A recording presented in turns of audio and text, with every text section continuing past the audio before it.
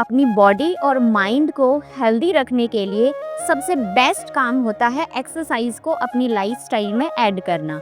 और इसीलिए बहुत सारे लोग वॉक पर जाते हैं, कई लोग जॉगिंग करते हैं, रनिंग करते हैं, जिम जाते हैं, और कुछ लोग घर पर ही रहकर योगा प्रैक्टिस करते हैं, और कुछ लोग घर के काम काजों में व्यस्त रहते हैं और उसी से उनकी एक्सरसाइज हो जाती है।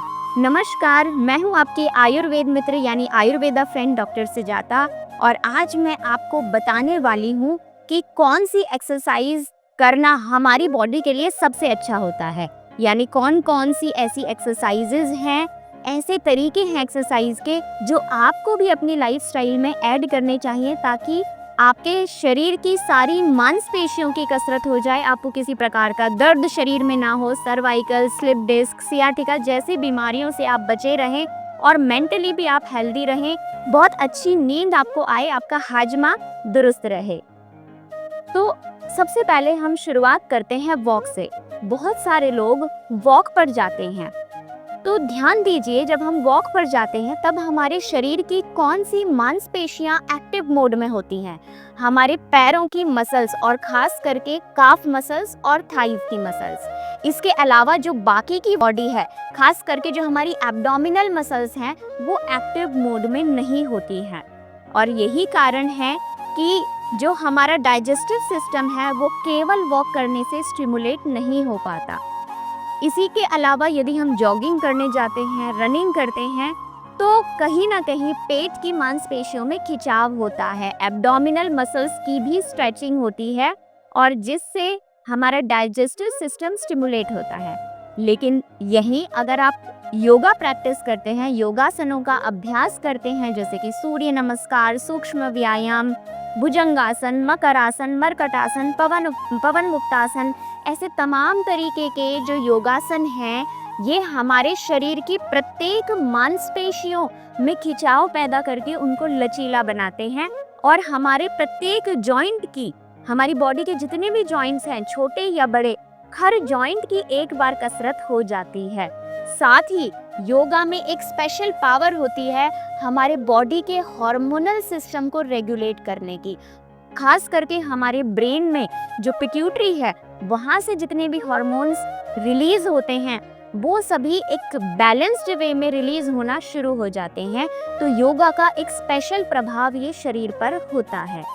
तो इससे तय है कि हमें योगा प्रैक्टिस तो ज़रूर करनी चाहिए, ताकि ना केवल हमारा डाइजेस्टिव सिस्टम और बाकी की बॉडी, बल्कि हमारा माइंड भी हेल्दी स्टेट में रह सके। अब समझते हैं हम कुछ गेम्स को। बहुत सारे लोग कुछ ऐसी एक्टिविटी करते हैं जैसे कि फुटबॉल खेलना, बैडमिंटन खेलना, या और अलग तरीके के गेम्स खेलना, क्रिकेट वगैरह। और इन गेम्स को खेलते टाइम आप ध्यान दीजिए कि हम कई बार रनिंग करते हैं, कई बार हमें नीचे भी झुकना पड़ता है, कई बार बैडमिंटन से जब हम शटल को इस तरीके से मारते हैं तो हमें ऊपर भी उछलना होता है। तो इस तरीके के गेम से भी हमारी पूरी बॉडी की कसरत होती है, और एब्डोमिनल मसल्स में स्पेशली खिंचाव होता है, जिससे कि हमारा हाजमा स्टिमुलेट होता है। तो इसलिए जो गेम्स खेलने वाली जो आदत है भारतीयों में, वो बहुत ही अच्छी है। सितोलिया या पारंपरिक अन्य भी जो खेल हैं उनको खेला जा सकता है। अब रही बात घर के कामकाज करने की, तो जैसे कि महिलाएं या घर के पुरुष भी हमेशा से काम करते रहे हैं खेतों में या अपने रसोई घर में। तो जैसे कि मेरे पास ये एक खरल है, इसमें यदि हम मसाला कूटेंगे या पीसेंगे तो आप ध्यान दीजिए कि हमारी एब्डोमिनल मसल्स में भी खिंचाव होगा, एब्डोमिनल मसल्स की स्ट्रेचिंग होगी। तो ये एक्सरसाइज खास करके वो लोग कर सकते हैं जिन्हें घुटनों में दर्द रहता है, जो एक्टिव मोड में जाकर के गेम्स वगैरह नहीं खेल सकते हैं, योगा प्रैक्टिस नहीं कर सकते हैं। वो अपने डाइजेस्टिव सिस्टम को स्टिमुलेट करने के लिए इस तरीके के घर के कामकाज में बिजी रह सकते हैं। तो इस प्रकार से हर एक्सरसाइज का अपना एक महत्व है। खास करके जब हम वॉक करते हैं, वॉक करने से हमारी कैलोरीज तो बर्न हो जाती हैं, लेकिन एब्डोमिनल मसल्स में खिंचाव नहीं हो पाता। इसलिए हमें हमेशा प्रेफर करना चाहिए वैसी एक्सरसाइज करना जो हमारे एब्डोमिनल मसल्स में भी खिंचाव कराए, हमारे डाइजेस्टिव सिस्टम को स्टिमुलेट कर दे। तो बेहतर होगा कि यदि आप सुबह योगासनों का अभ्यास करें, क्योंकि उस टाइम पे माइंड वैसे भी शांत अवस्था में रहता है, और तब सुबह सुबह खाली पेट यदि योगासनों का अभ्यास करा जाए तो उनका डबल फायदा हमें मिल सकता है, ना केवल हमारी बॉडी को बल्कि हमारे ब्रेन को भी। शाम के समय पर हम अपने परिवार के साथ या दोस्तों के साथ कोई खेल खेल सकते हैं, जैसे कि सितोलिया, खो खो, बैडमिंटन, फुटबॉल इत्यादि। तो ऐसा करने से जो दिन का खाया गया भोजन है वो अच्छे से पचेगा, हमारी बॉडी की बेसल मेटाबॉलिक रेट इम्प्रूव हो जाएगी, यानी हमारा जो मेटाबॉलिज्म है, हमारा जो लिवर है, वो बहुत अच्छे से काम करने लगेंगे। और कभी कभी आप वॉक पर भी जा सकते हैं, लेकिन आप ये ध्यान रखें कि अपने लाइफस्टाइल में आप गेम्स खेलना और योगासनों की प्रैक्टिस करना बिल्कुल ना भूलें। अब रही बात जिम जाने की, तो बहुत सारे लोग जिम भी जाते हैं। जिम जाना भी गलत नहीं है, लेकिन आपको 2 बातों का ध्यान रखना होगा कि सही वक्त पर जिम जाएं और अपनी क्षमता से अधिक एक्सरसाइज ना करें। सही वक्त क्या होगा?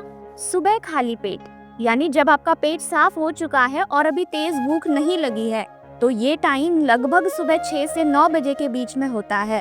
पेट साफ होने से पहले बिल्कुल जिम ना जाएं और भूख लगने के बाद जिम ना जाएं। ऐसे ही रात के समय में 8 बजे के बाद जब भूख लग जाती है अच्छी, 7 से 8 बजे के बीच में, तब जिम ना जाएं, और ना ही नींद आने का जो टाइम होता है 8 बजे के बाद, तब भी जिम ना जाएं। तो यानी शाम को 7 बजे से पहले पहले आप जिम जा सकते हैं बिना कुछ खाए पिए, लेकिन जिम जाकर उतनी ही एक्सरसाइज करें जितना आपका शरीर अलाउ करता हो।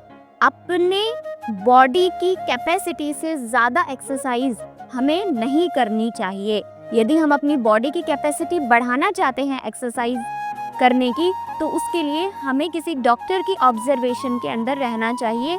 कुछ डाइट में चेंजेस हमें करने चाहिए। ऐसा करने से धीरे धीरे हमारी फिजिकल एक्सरसाइज करने की कैपेसिटी बढ़ भी सकती है।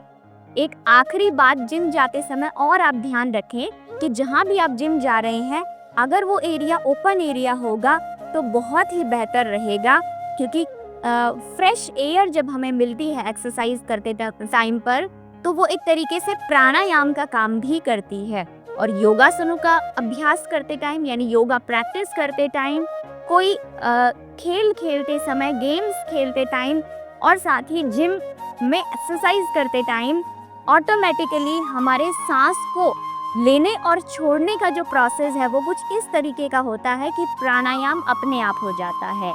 तो मुझे लगता है कि आज का ये जो वीडियो है ये आपको हेल्प करेगा, और आप शायद समझ गए होंगे कि आपको अपनी लाइफस्टाइल में कौन सी एक्सरसाइज को ऐड करना है, किस टाइम पर ऐड करना है, और कितनी देर के लिए आपको एक्सरसाइज करनी है। अगर अभी भी आपका कोई डाउट है एक्सरसाइज के बारे में, तो कमेंट बॉक्स में लिखकर ज़रूर पूछें।